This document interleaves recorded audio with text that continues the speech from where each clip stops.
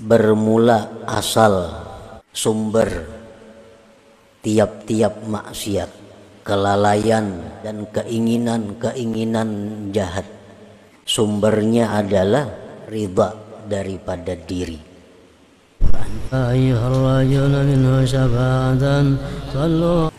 Senang daripada diri.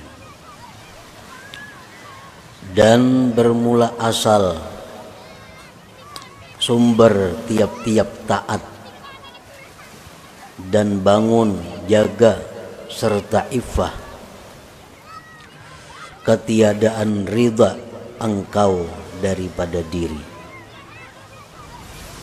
Dan sungguh bahwa kamu berteman orang yang jahil, yang tidak ridho daripada dirinya. Lebih baik bagi engkau daripada berteman dengan orang yang alim, yang ridho pada dirinya.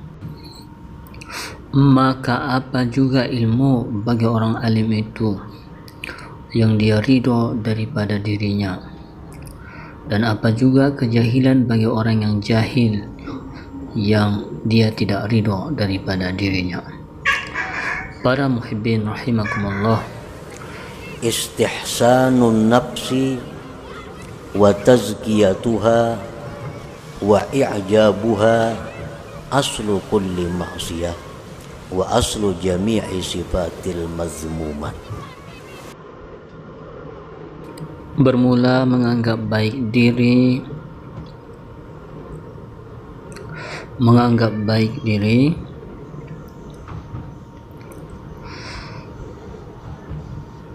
menganggap bersih diri dan takjub dengan diri,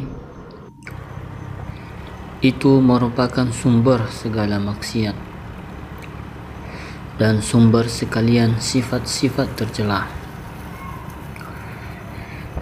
Kita merasa diri kita ini sudah baik, kita merasa diri kita ini sudah bersih. Apabila kita merasa demikian itu, maka perasaan itu adalah merupakan sumber kemaksiatan dan sumber segala sifat-sifat yang tercela.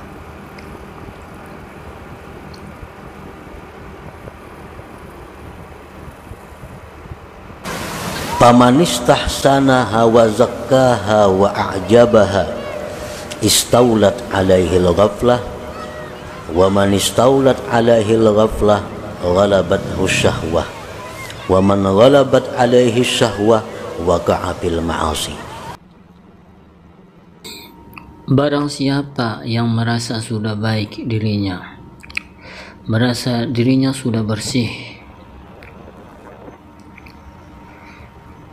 maka berkuasalah atasnya kelalaian, kelengahan.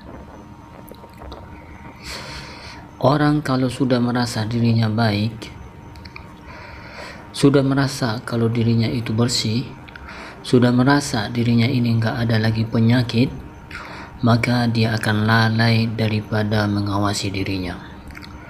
Dia akan malas menambah ilmu pengetahuan. Dia akan malas menambah amaliyah karena sudah menganggap dirinya baik. Orang yang merasakan dirinya sudah baik, orang yang merasa dirinya sudah bersih, dia akan lalai. Dan orang-orang yang lalai itu dikalahkan oleh syahwat, oleh keinginan-keinginan yang negatif, yang tidak baik. Dan barang siapa yang dikalahkan oleh syahwatnya, keinginan-keinginan jahatnya, maka dia pasti akan terjatuh di dalam kemaksiatan. Para muhibbin rahimakumullah, Allah subhanahu wa ta'ala berfirman, فَمَا تُزَكُّوا أَنفُسَكُمْ هُوَ أَعْلَمُ بِمَنِ اتَّقَى.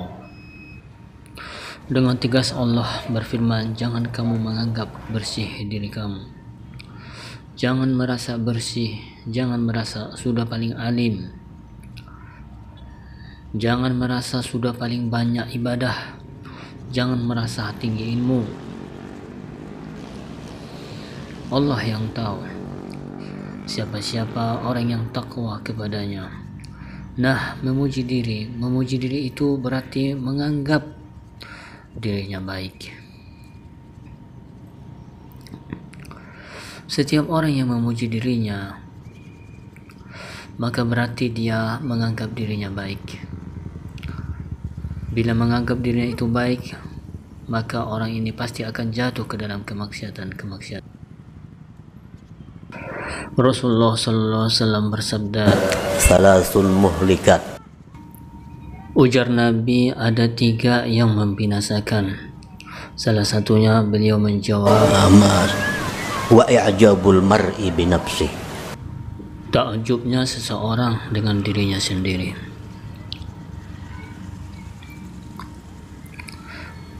Wa adamur ridha bin nafsi wa su'uz zanni biha wa tuhmatu biha aslu kulli ta'atin wa aslu jami'i sifatil mahmudat. Ketiadaan ridho dengan diri, merasa dirinya tidak baik, dan buruk sangka dengan dirinya, buruk sangka dengan diri sendiri, dan tidak percaya dengan diri sendiri, itu merupakan sumber dari segala taat, sumber segala taat, dan sumber sifat-sifat yang terpuji. Kalau kita merasa kotor, kalau kita merasa banyak penyakit, kalau kita merasa diri ini hina, nah itu merupakan sumber kebaikan, sumber segala sifat yang terpuji.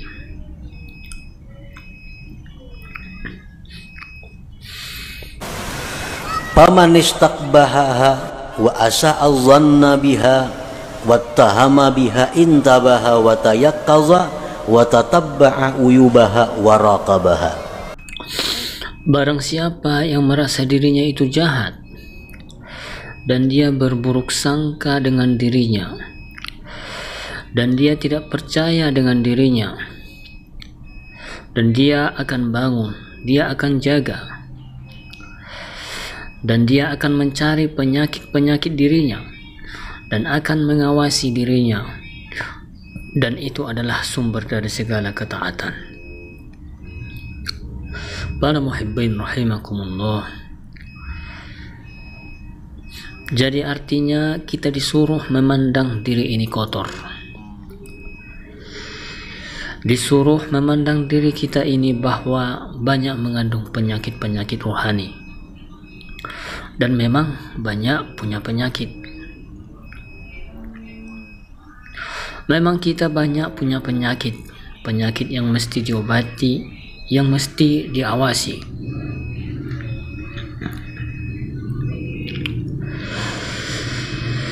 Imam Al-Ghazali rahimahullah berkata, Idza aradallahu bi'abdin khairan bassarahu bi'uyubi nafsihi. apabila Allah menghendaki seseorang hamba itu menjadi seseorang yang baik, Allah perlihatkan penyakit-penyakit dirinya. Penyakit kita, penyakit diri kita, pertama misalnya tulul amal. Artinya tulul amal itu ia merasa bahwa kita hidup lebih lama lagi. Kita menyangka bahwa minggu depan kita masih hidup. Kita menyangka bahwa diri kita ini bulan depan masih hidup.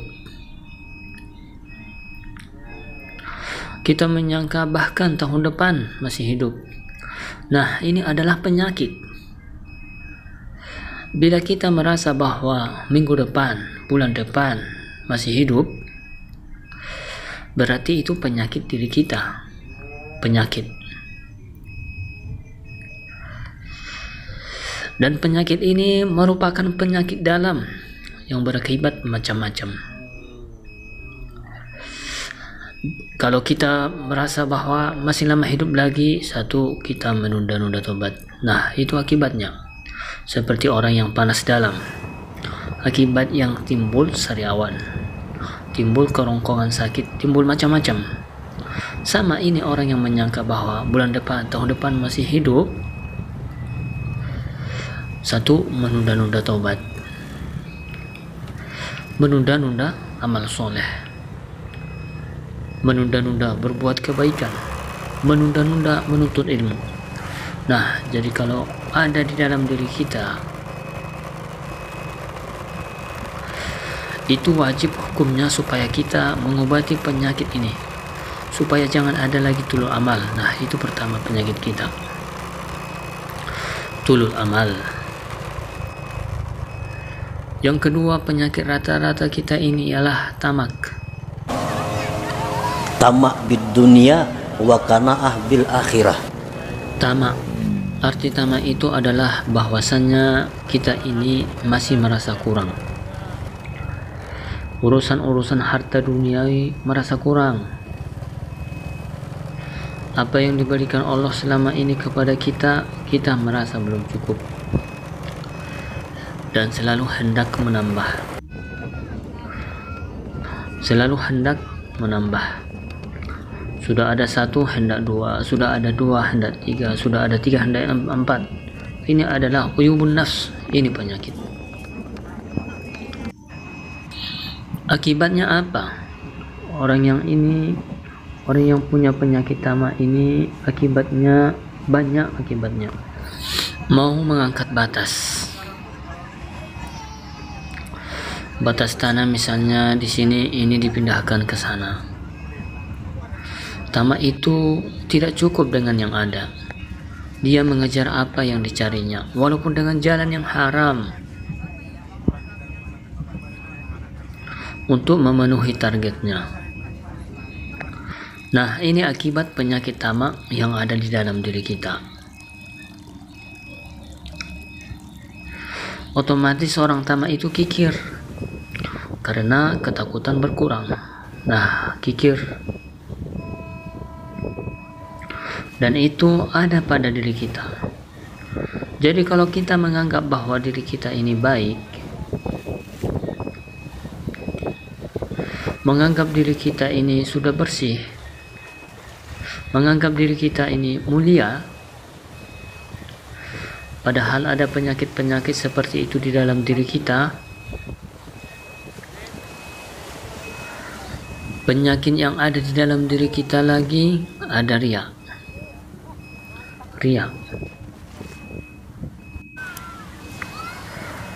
Beramal, beribadah itu bukan karena Allah. Ada juga orang yang beribadah karena Allah tetapi minta dibalas di dunia. Riya juga. Orang baca Waqiah pengen mendapat rezeki melimpah ruah. Orang membaca amalan ini supaya dimuliakan oleh manusia. Orang membaca wirid amalan ini supaya dihormati oleh manusia. Walaupun amalan itu karena Allah, tapi manfaat dan tujuan itu di dunia. Nah, ini pun kalau ada di dalam diri kita penyakit. Nah, apabila Allah Subhanahu wa Ta'ala menghendaki kita supaya menjadi orang baik, Allah memperlihatkan kepada kita penyakit-penyakit diri kita. Pemarah itu penyakit. Sedikit-sedikit marah. Kalau marahnya itu marah fillah, itu disuruh. Arti marah fillah itu marah di jalan Allah. Ada orang yang melanggar hukum Allah, dia marah. Melanggar hukum Allah. Ini marahnya bukan kalau ada sesuatu yang tidak cocok dengannya, marah. Nah, itu pemarah namanya. Dan pemarah ini penyakit. Bisa berakibat dendam, bisa berniat buruk kepada orang lain. Nah, bermula dari pemarah. Orang yang merasa dirinya pemarah itu wajib hukumnya fardu ain menghilangkan penyakit pemarah itu. Sebab dengan adanya marah itu, kita dipermainkan setan seperti bola. ditendang lagi sana, ditendang ke sini, dan orang yang sudah pemarah itu berkata-kata yang tidak terukur lagi. Enggak tahu orang tua, enggak tahu nenek, enggak tahu siapa, bila sudah marah itu macam-macam. Allah Subhanahu wa taala memuji di dalam Al-Qur'an, wal kadhibina al-ghaiz, orang-orang yang mampu menahan marahnya. Mudah-mudahan Allah memberikan kita rezeki menahan marah.